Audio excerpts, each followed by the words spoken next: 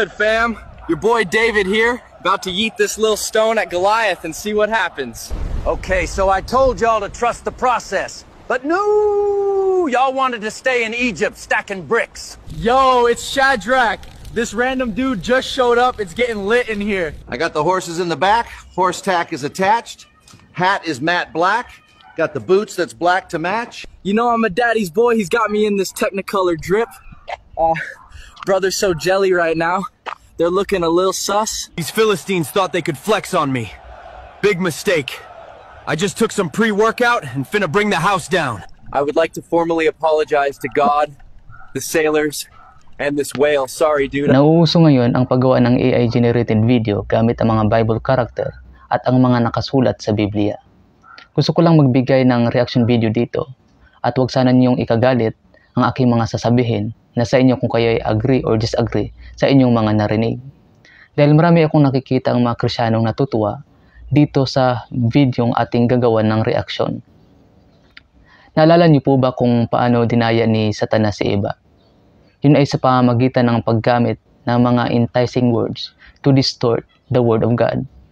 At ito naman ay pinaniwalaan ni Eva kaya siya nadaya. Sinabi ko ito dahil baka hindi niyo alam na itong mga bidyong inyong napapanood gamit ang mga Bible character at ang mga pangyayari sa Biblia ay isang uri ng distortion sa banal na kasulatan.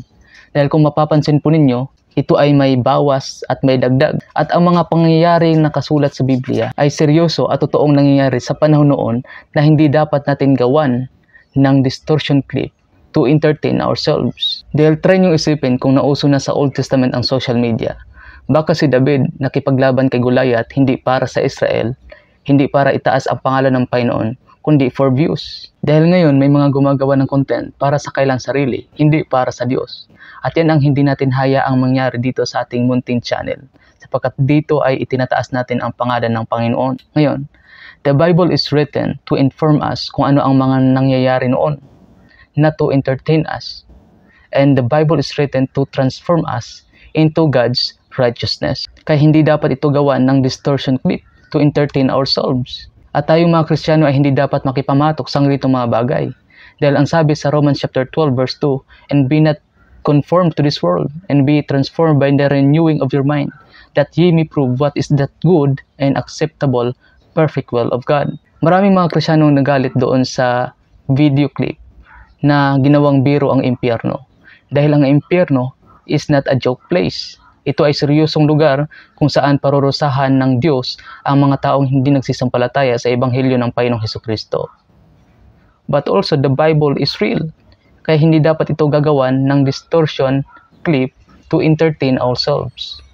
Sapagkat ang Biblia ay salita ng Diyos. Ito ay nagtutuwid sa atin.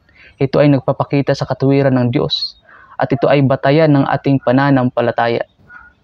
Kaya dapat bigyan natin ito ng halaga, bigyan natin ng kabanalan, irespeto natin ang salita ng Diyos, at huwag tayong makipamatok sa ginagawa ng sanlibutan ngayon. Nandito po tayo upang paalalahanan ang isa't isa kung ano yung tamang pagtrato natin sa banal na kasulatan.